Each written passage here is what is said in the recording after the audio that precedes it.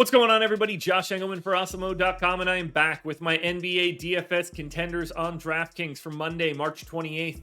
Now be sure to hit that like button, subscribe to the channel, and hit the notification bell so you know when everything goes live. Follow me on Twitter at Josh Engleman. Let me know in the comments section who your favorite plays are. And then go sign up at No House Advantage using the promo code Awesemo, where you will get $25 on your first deposit. Now, we round out the bottom of my top 10 with Tyus Jones, Jimmy Butler, Jonathan Kuminga, Jalen Smith, and Keon Johnson. On the outside looking in, who will be my favorites? My top 5 plays for today? Time to find out. First up at number 5, we've got Theo Maledon. He's point guard eligible, 4,500, projected for 30.5. The goal is 34.5. I don't even know what I was reading there. 16% of the time he's in the optimal lineup. I gave him 30 minutes. He's going to be close to a fantasy point per minute here. They're missing everybody. No Shea in this one. Probably no Baisley. Maledon's going to play a lot. I got him in for 22% usage, 15 points, 5 boards, 5 assists, and a steal. And the most interesting piece of all of this, it's a slight pace up spot, and they're the favorites against the Portland Trailblazers. That's how bad Portland is. This game is gross. It's on an island. I have no confidence in any of the value plays because anyone can play a ton of minutes. But for right now, I'm leaning on Maledon. At number 4, we go to Miami for Bam Adebayo, center eligible, 8K, projected for 47. The goal is just 51, and he is in the optimal lineup 16% of the time.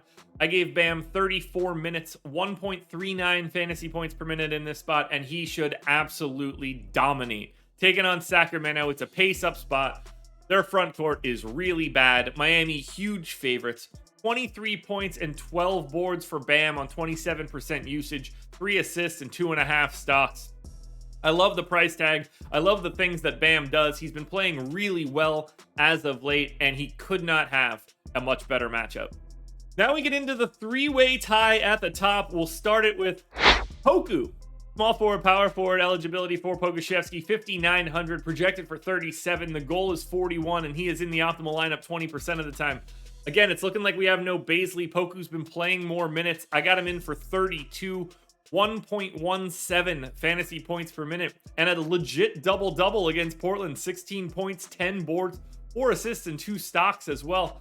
We're going to be going to a lot of this Portland and OKC game, but as you already see with Keon Johnson on here, Maledon on here, Pokusevski on here, we have a ton of different options, a lot of value to be found, but Poku looking pretty firm. The minutes have been up as of late, and they should be up even more today.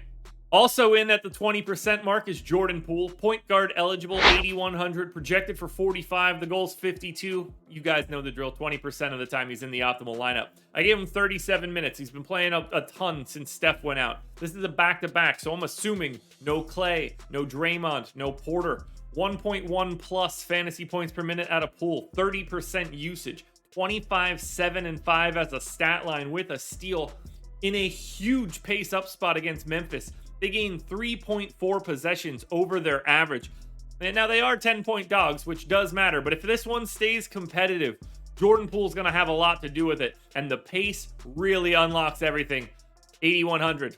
Great price tag for Jordan Poole. Now, before we get to that number 1 contender, one last reminder to hit the like button, subscribe to the channel, and hit the notification bell so you know when everything goes live. Follow me on Twitter at Josh Engleman. Let me know in the comments who your favorite plays are, and then go sign up at No House Advantage using the promo code Awesemo. And finally, your number 1 contender is Caris LeVert. He's point guard, shooting guard eligible, 5,600, projected for 35. The goal is 40. He's in the optimal lineup 20% of the time. I gave him 33 minutes. He started this last time out, and I'm going to assume he does it again. 1.05 fantasy points per minute in this one. 24% usage for LeVert since he came over to Cleveland. 18 points, 4.5 rebounds, 4.5 assists, a stock and a half. Slight pace up spot here against Orlando. Cleveland's 10-point favorites. It's a great matchup, if we're being perfectly honest. And if LeVert is in the starting lineup, as we assume, 33 minutes might be light. He played even more than that the last time out, but I think 33 feels pretty realistic for a 10-point game, and that's enough to tie him for that top spot. But give him, I got to break the tie some way, and when I do break that tie, Caris LeVert is your number 1 contender. Alrighty, folks, that will do it. Those are my NBA DFS contenders on DraftKings for Monday, March 28th. FanDuel and Yahoo versions of this video are around here somewhere. Make sure you check it out. Good luck tonight, everybody. Win some money. We're back again tomorrow morning for another edition of the Contenders.